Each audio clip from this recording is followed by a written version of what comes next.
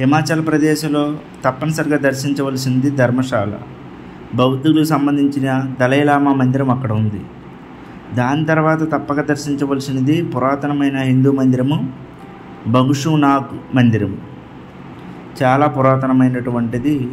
దీని చరిత్ర ఏంటంటే, ఒకప్పుడు బగుసు అనేటటువంటి రాజు అజ్మీర్ అనేటటువంటి ప్రాంతాన్ని పాలించేవాడు. ఆ సమయంలో ఆ రాజ్యంలో ఎటువంటి వర్షాలు లేక జనాలు చాలా ఇబ్బంది పడుతున్నారు. స్వామి, ఒకవేళ నీళ్ళు లేనట్లయితే మేము ఈ రాజ్యాన్ని విడిచిపెట్టి వెళ్ళిపోతాము అని ప్రజలు నివేదించగా, ప్రజల క్షేమం కోసం, శ్రేయస్సు కోసం, నీళ్ళు కోసం బగుసు అనేటటువంటి రాజు వెతకడం ఆరంభించాడు.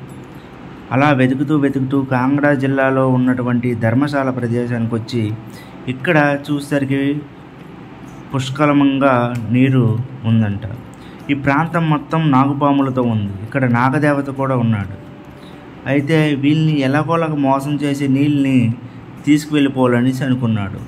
ఆ తర్వాత ఆ నాగులు ఉండేటటువంటి ఆ జలపాతాల దగ్గర ఉన్నటువంటి నీటినన్నింటినీ కూడా ఈయన దొంగిలించి తీసుకువెళ్ళడానికి ప్రయత్నించాడంట.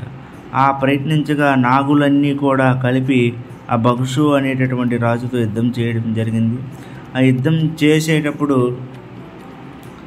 రాజు ఆ నాగులతో ఓడిపోవడం జరిగింది. ఆ తర్వాత అర్థమైంది ఏంటంటే, బగుసుకి నాగరాజు ఇంకెవరో కాదు, సాక్షాత్తు శివుడే అనేసి. స్వామి, నా ప్రజల కోసం నేను ఈ విధంగా చేయవలసి వచ్చింది. నా తప్పులు నేను క్షమించండి.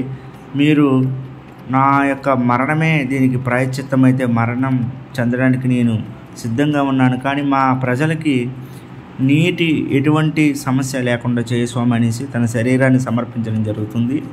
అలా సమర్పించిన తర్వాత ఈ యొక్క స్థలము బగుషునాగ్ మందిరంగా స్వయంగా శివుడే ఆవిర్భవించి బగుషునాగ్గా పేరు పొందాడు. తర్వాత బగుసు రాజు కోరిక మేరకు ఆ రాజ్యంలో ఉండేటటువంటి ప్రజలందరికీ ఎటువంటి నీళ్ళ సమస్య లేకుండా పుష్కలమైనటువంటి వర్షాన్ని కురిపించడం జరిగింది. ఈ బగుషునాగ్ మందిరం నుంచి 1 కిలోమీటర్ దూరంలో మనం చూస్తున్నటువంటి సుందరమైనటువంటి జలపాతం కూడా ఉంటుంది.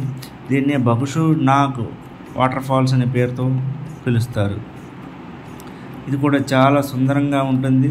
ఈ మందిరాన్ని దర్శించిన తర్వాత ఎదురుగా ఉన్నటువంటి పుష్కరంలో స్నానం చేసి, తర్వాత అక్కడి నుంచి 1 కిలోమీటర్ దూరంలో ఉండేటువంటి ఈ సుందరమైన బగుషునాగ్ వాటర్ ఫాల్స్ని దర్శించుకొని చాలా జాగ్రత్తగా ఉండాలి. ఈ ప్రదేశంలో దర్శించుకొని భగవంతుడి యొక్క ఆశీర్వాదాలని పొందుదాం. జై శ్రీరామ్.